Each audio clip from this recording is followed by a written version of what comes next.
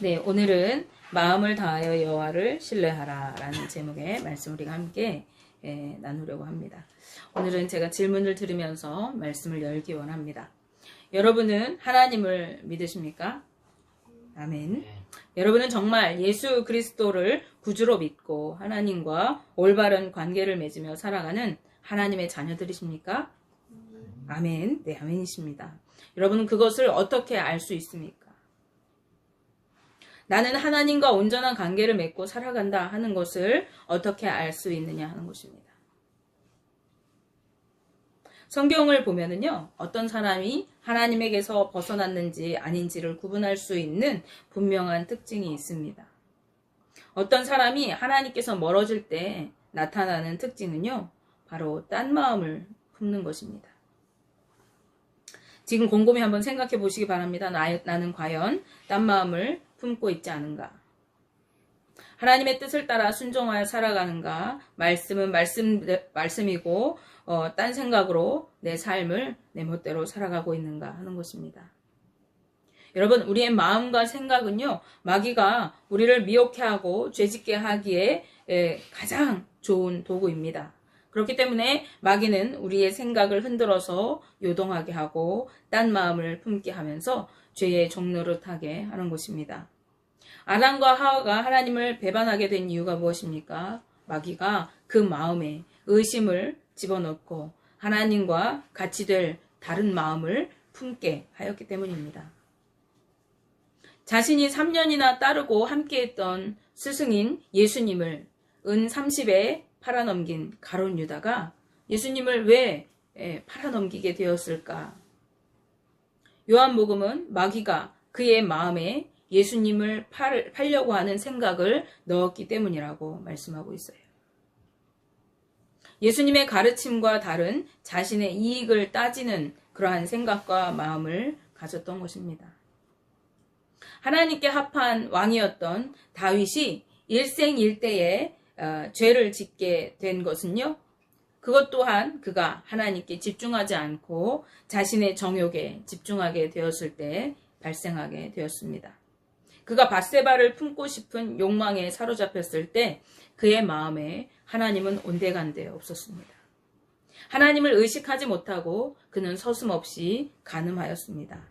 아마 밧세바가 임신하지 않았다면 그 사건은 조용히 묻히리라고 생각했을지 모릅니다. 아니면 왕인 내가 어느 여자를 취한들 그것이 죄가 되겠나 생각했을지 모를 일입니다. 그런데 덜컥 임신을 하고 말았어요. 안타깝게도 당시 그녀의 남편인 우리아는 전쟁에 참전 중이었습니다. 이때 다윗은요, 선행을 가장해서 음모를 계획하게 됩니다. 지금 한창 전쟁 중인 그 남편을 불러다가 아내와 동침하게 해서 그 아내가 임신한 아이가 그 부부의 아이인 것처럼 그렇게 꾸미려고 했던 것입니다. 그런데 명목은 무엇이었습니까? 마치 우리아를 무척 위하는 것처럼, 야, 네가 전쟁하느라고 너무 고생이 많다. 그러니 네가 집에 가서 조금 쉬고 부부간의 회포도 좀 풀고 재충전한 다음에 다시 가서 싸우거라. 이렇게 얘기하는 거죠. 그런데 다윗의 이 계획이 그대로 실행되지 않았습니다. 우리아는 너무나도 충성스러운 그러한 신하였고, 그래서 도무지 집에 가지 않았던 거예요. 내가 전쟁 중인데 지금 집에서 편히 쉴 수 없다라고 하는 것이죠. 그러자 이번에는 다윗이 살인 계획을 세우게 됩니다. 음식을 잘 차려서 우리아로 하여금 먹고 마시게 한 다음에 그 손에 편지를 써서 우리아가 속한 군대 장인 요압에게 교전이 심한 지역에 우리아를 맨 앞에 앞세워 보내고 그를 죽게 하라고 명령합니다. 너무나도 잔인하죠. 나를 죽이라는 이 편지를 그것인지도 모르고 자신의 군대 장관에게 전해주도록 우리아에게 그러한 일을 시킨 거예요. 전쟁하다가 죽게 되니까 그 죽음은 정당성이 성립되게 되는 것입니다. 언제 어떻게 죽어도 전쟁 중이기 때문에 그 죽음이 이상하지 않은 거예요. 이 모든 일을 실행하는 동안에 다윗에게 하나님을 의식하는 마음은 전혀 없었습니다. 하나님 없는 자들의 모습을 적나라하게 보여주는 대목입니다. 그런 다윗의 악한 마음을 보시고 하나님은요, 나단 선지자를 통해서 그를 책망하셨던 것입니다. 그런가 하면 이스라엘의 초대 왕이었던 사울왕은 어떻습니까? 하나님을 배반하고 하나님의 말씀에 불순종한 사울왕, 그 사울왕을 하나님이 버리셨어요. 그리고 다윗을 후대 왕으로 세우게 되시죠. 하나님이 버리고 난 다음에 하나님과 함께하는 다윗을 보면서 이 사울왕은 두려워하고 그를 끊임없이 죽이려고 했습니다. 그런데 사무엘상 18장 말씀을 보시면요, 그가 악한 의도를 가지고 행한 것이 나타나게 되어져요.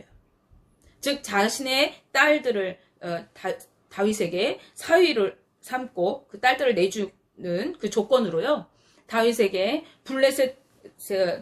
블레셋과 가서 전쟁을 하도록 합니다. 성경에 보시면 사무엘상 18장 17절 중반절 말씀에 이렇게 되어 있어요. 이는 그가 생각하기를 내 손을 그에게 대지 않고 블레셋 사람들의 손을 그에게 대게 하리라 함이라. 무슨 말이죠? 자신의 딸과 결혼시켜서 사위를 삼는 조건으로, 야, 블레셋에 가서 네가 전쟁하고 승리하고 돌아오면 내 첫째 딸 메랍을 너에게 주겠다라고 조건을 걸어요. 그리고 그 조건은 다윗을 사위로 삼고자 하는 것이 아니라 그 블레셋과의 전쟁 중에서 다윗이 죽기를 바라는 마음이었죠. 손 안 대고 다윗을 처리하기를 원했던 거예요.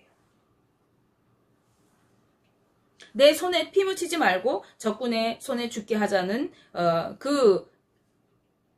딴 생각을 품고서 자신의 딸 메랍을 주겠다고 이렇게 한 것입니다. 그런데 결혼시킬 날짜가 되니까요, 다른 사람에게 이 메랍을 아내로 줘버려요. 그런데 사울의 둘째 딸 미갈이 다윗을 사랑한다는 것을 알게 되어져요. 그러니까 이번에도 사울은 같은 방법을 사용합니다. 그리고 25절에 아주 똑같은 말씀이 또 되어 있어요. 이는 사울이 생각에 다윗을 블레셋 사람들의 손에 죽게 하리라 함이라 라고 기록하고 있어요.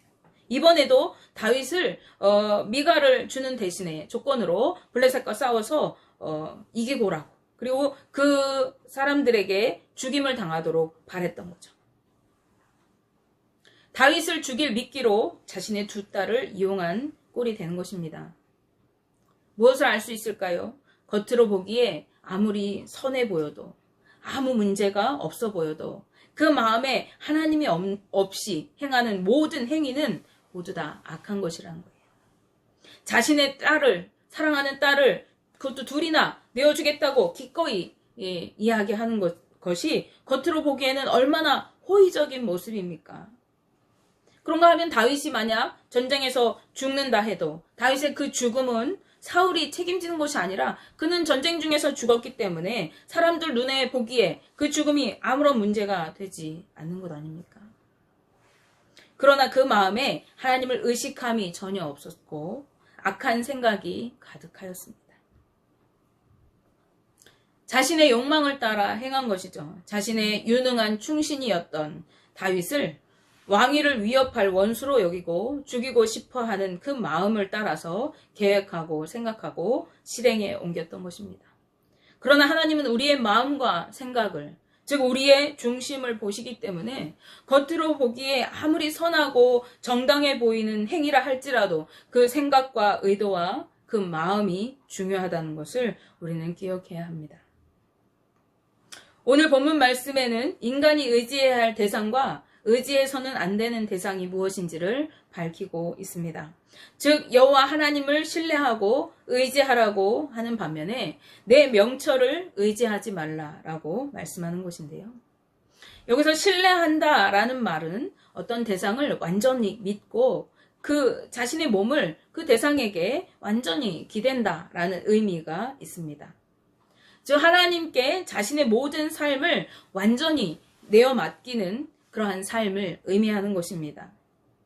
그런데 여호와를 신뢰하되 마음을 다해서 신뢰하라고 말씀하고 있어요. 온 마음으로 하나님을 믿으라고 하는 말씀입니다. 99%도 아닌 100% 온 마음, 내 마음 가지고 있는 모든 마음을 다해서 하나님을 믿고 의지하라는 말씀입니다. 그렇지 않고 내가 하나님을 믿지만 100%는 아니고 마음 한구석을 남겨둔다고 하면 우리는 딴 마음을 먹게 되는 것이고 자신의 뜻대로 자신의 생각을 따라서 살아가게 되는 것이죠. 그러기에 5절 말씀에 너는 마음을 다하여 여호와를 신뢰하고 내 명철을 의지하지 말라라고 말씀합니다. 자신의 명철을 의지하지 말라고 하세요. 의지한다라는 것은 기대어 머물러 있는 것을 의미합니다. 앞에서도 얘기했지만요. 따라서 이 말씀은 자신의 어떠한 총명함이나 지혜를 의지해서 살아가지 말라는 것이에요. 여호와 하나님은 우리가 충분히 신뢰할 만한 우리의 몸을 모두 의탁할 우리의 삶을 기대어 살 수 있는 분이시지만은 인간의 명철은 기대어 머물러 있을 대상이 되지 못한다는 말씀입니다. 그런데 우리가 오해하지 말아야 할 것은요. 너의 명철을 의지하지 말라. 네 어떠한 지혜, 너의 총명을 의지해서 살아가지 말고 하나님만 의지해라. 이렇게 말하니까 인간이 자신의 어떠한 장래를 위한 계획을 세우지도 말고 자신의 삶을 위해서 열심히 노력하지도 말고 그냥 하나님만 믿어라. 이런 뜻으로 말씀을 오해하기가 쉽습니다. 그러나 그런 말씀이 아니에요. 인간은 하나님께서 주신 이 땅의 삶을 위해서 자신의 삶을 깊이 생각하고 자신의 경험을 살려서 어떠한 일을 추진하고 계획하고 그 일들을 이루기 위해 의지적으로 열심히 살아가야 됩니다. 그래서 하나님께서는 우리에게 충성되게 살아가라, 정직하고 성실하게 살아가라고 말씀하시는 것이죠. 그렇지만 그 이전에 우리가 우리 삶을 열심히 살아가는 그 앞서서 하나님을 의지하고 그분의 지시와 섭리를 따라서 행하는 것이 선행되어져야 한다는 뜻입니다. 하나님을 의지하는 것 없이 인간의 어떤 지식과 내가 살았던 경험과 내 계획만을 가지고 그 모든 행위를 살아갈 때 그것은 허무한 것이 되고 우리가 교만해지기 쉽고 그리고 죄를 짓는 덫에 걸리게 된다는 것입니다. 하나님을 의지하지 않고 자신의 명철함만을 의지할 때 인간은 자기 나름대로 받은 어떤 교훈이나 또 훈련이나 경험을 통해서 자신이 얻은 인간적인 지식을 의지해서 살아가게 됩니다. 하지만 자신의 의지대로만 인생을 설계하고 살아가게 될 때 죄악의 길로 가게 되고 궁극적으로는 우리는 패망에 이를 수밖에 없는 것이죠. 따라서 솔로몬은 범사에 하나님을 인정하라고 권고합니다. 범사라는 말이 무슨 뜻입니까? 범사라는 말은 모든 일을 뜻하는 거예요. 즉 인간이 살아가는 삶의 영역에서 우리가 살아가면서 겪게 되어지는 모든 크고 작은 일들을 가리키는 것입니다. 뿐만 아니라 미래에 대한 계획과 꿈과 비전까지도 모두를 포함하는 말이 바로 범사라는 말입니다. 이것은 우리가 하나님을 인정하는 것이 어떤 예배 때에만 하나님을 의지하고 어떤 종교적인 영역에서만 제한적으로 하나님을 인정하고 행하라는 것이 아니라 내가 살아가고 있는 현재와 미래의 모든 삶의 영역에서 교회뿐만 아니라 가정과 학교와 일터와 내가 살고 있는 지역사회에서 하나님이 주인이심을 인정해야 한다는 것을 말씀합니다. 여호와를 인정하라는 말은 하나님의 뜻을 헤아려 알기 위해서 하나님의 뜻을 발견하고 체험하기 위해서 하나님께 주의를 집중하라는 권면입니다. 또한 그것은 우리가 머리로만 하나님이 이런 분이시구나, 하나님이 이것을 원하시는 거구나, 이 지식적인 알면서 그치는 것이 아니라 온몸으로 그 말씀을 따라 순종하며 삶에서 실천하여서 그 말씀이 우리 가운데 육신이 되도록 인격화되도록 하라는 말씀입니다. 다시 말씀드리면 우리가 살아가는 모든 영역에서 모든 일에 하나님의 뜻을 알고자 노력하며 깨닫게 된 그 뜻을 따라서 기꺼이 순종하라고 하시는 말씀이죠. 우리가 그렇게 순종하고자 열심히 겸손하게 신앙적인 태도를 취하고 살라는 말씀입니다. 이 의미를 더 잘 살리기 위해서 유진 피터슨 목사님의 메시지 성경은 이 6절 말씀을 이렇게 번역하고 있어요. 온 마음으로 하나님을 신뢰하고 무슨 일이든지 내 멋대로 이해하려 들지 마라. 무슨 일을 하든 어디로 가든 하나님의 음성에 귀 기울여라. 그분께서 내 길을 바르게 인도하실 것이다. 아멘.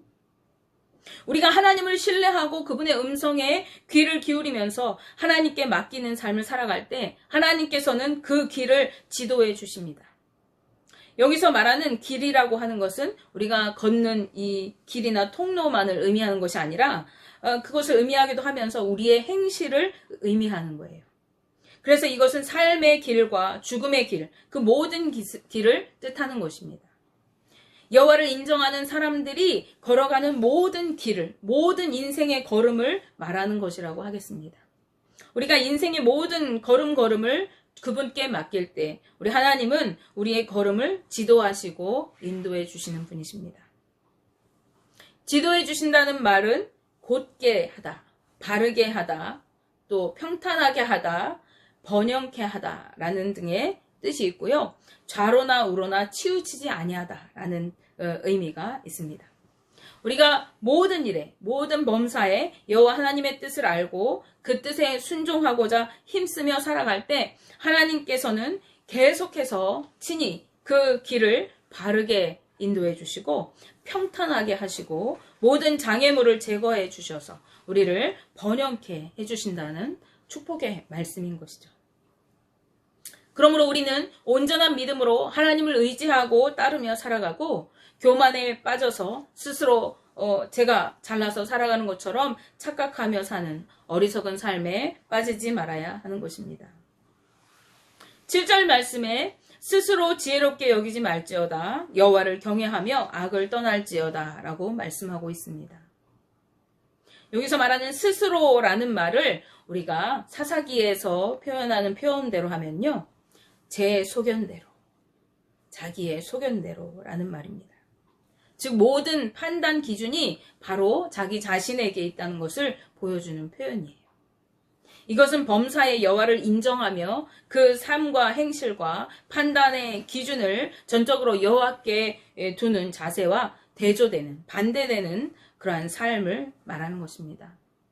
스스로 지혜롭게 여기고 자신이 생각할 때 옳은 대로 자신의 판단대로 살아가는 것은 교만한 삶이고 악한 것이기 되기 때문에 그렇습니다. 그것은 하나님의 뜻에 순종하는 삶이 아니라 내가 내 삶의 주인이 되어서 살아가는 삶이죠. 따라서 우리는 이런 삶이 아니라 여호와를 경외하는 삶으로 악에서 떠나 살아야 하는 것입니다.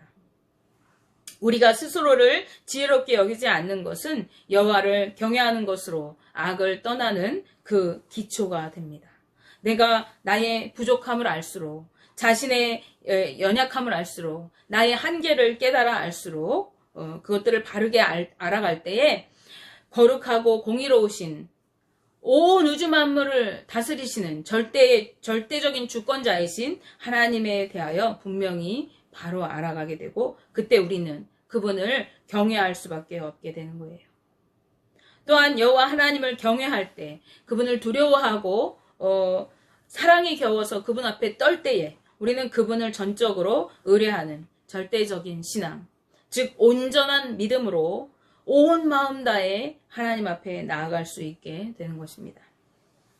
솔로몬은 우리가 스스로의 한계를 깨닫고 여호와 하나님을 경외하며 온전히 믿고 따를 때에 그러한 삶에 오는 유익을 이야기합니다. 8절 말씀인데요. 이것이 내 몸의 양약이 되어 내 골수를 윤택하게 하리라 라고 말씀하고 있습니다. 먼저 몸의 양약이 되는 유익을 준다는 거예요. 여기서 몸은 육체적인 몸을 뜻할 뿐만 아니라 영적인 측면까지를 전부 포함하는 그러한 표현입니다. 즉 교만한 마음을 버리고 여호와 하나님을 경외하며 악에서 떠난 자는 비록 지금 상하고 찢겨진 상태에 있다 할지라도 지금 피폐하고 환난과 고통 가운데 있다 할지라도 그 영혼은 물론이고 육체까지도 치료를 받고 건강한 삶으로 회복하게 하실 것이라는 말씀이에요. 뿐만 아니라 그 회복시키심이 더 나아가서 골수를 윤택하게 한다고 말씀하고 있어요. 이것은 뼈들을 윤택하게 하여서 활력이 넘치고 생명력이 풍부한 상태가 되게 하시는 것을 뜻하는 말입니다. 여호와를 경외하고 악에서 떠난 지혜자들이 갖게 되는 최상의 상태, 그것은 하나님이 치유하시고 회복시키시고 또 풍성한 은혜로 채우시는 그 상태에 관한 것이죠. 인체의 상태로 그것을 지금 솔로몬이 표현하고 있는 것입니다. 성경에서 인간의 고통과 쇠약함을 표현할 때 주로 시편에서 이런 표현들이 있어요. 그 뼈가 쇠하고 진액이 마른다라고 표현합니다. 뼈가 쇠하여지고 진액이 뼈 속에 삶 속에 그 흐르는 우리의 몸에 흐르는 그 진액이 마르는 것을 표현하면서 그것은 인간의 고통과 쇠약한 삶의 상태, 영적으로 피폐한 상태를 표현할 때 이렇게 사용해요. 그래서 오늘 이 말씀, 뼈를 양약이 되어서 그 뼈를 고치고 또 골수가 윤택하게 한다는 표현은 그와 반대되는 개념의 표현인 것이죠. 하나님을 경외하고 마음을 다해서 여호와 하나님을 온전히 믿고 따르는 자들이 하나님 안에서 누리는 풍성한 은혜 안에 거하는 삶을 누리면서 그 안에서 윤택한 삶을, 평안한 삶을, 평탄한 삶을 살아간다는 거예요. 육적으로 또 영적으로 그렇게 된다는 것입니다. 여러분은 어떤 삶을 살아가기 원하십니까? 내 뼈가 쇠하고 진액이 마르는 그런 고통과 피폐한 삶을 살기를 원하십니까? 하나님과 멀리 떠나서 내 마음대로 살아가면서 겉으로는 선한 행위를 베푸는 것처럼 자신의 욕망을 채우기 위해서 다른 마음을 품고 어떠한 일들을 계획하면서 내 마음대로 살아가기를 원하십니까? 그것은 겉으로는 괜찮은 것 같고 선한 것 같고 잘 되는 것 같지만 우리 영적으로 피폐하고 뼈가 마르고 진액이 마르는 그런 삶인 것이죠. 그러나 우리가 하나님의 뜻대로 우리 온 마음 다해 하나님을 섬기고 그분을 경외하며 그 뜻대로 살아갈 때 우리의 뼈가 윤택해지고 골수가 윤택한 삶을 살아가게 되는 거예요. 하나님 주시는 공급하시는 그 은혜 안에서 우리가 풍성한 영적으로 풍성한 그리고 육적으로도 풍성한 삶을 누리게 되는 것입니다. 그래서 예수님께서 주신 그 첫째 되는 계명이 무엇입니까? 내 마음을 다하고 힘을 다하고 뜻을 다하여 주 너의 하나님을 사랑하라라는 것이죠. 원하기는요, 저와 우리 성도님들의 삶이 온전한 믿음으로 주님을 믿고 교만한 삶으로 거짓된 삶으로 멸망의 길로 가는 것이 아니라 여호와 하나님 안에서 주님을 믿고 신뢰하면서 범사에 그분을 인정하고 경외하고 따르는 인생을 살아가고 주님이 주시는 풍성한 은혜로 윤택한 삶을 누리는 축복의 삶 되시기를 주님의 이름으로 기도합니다.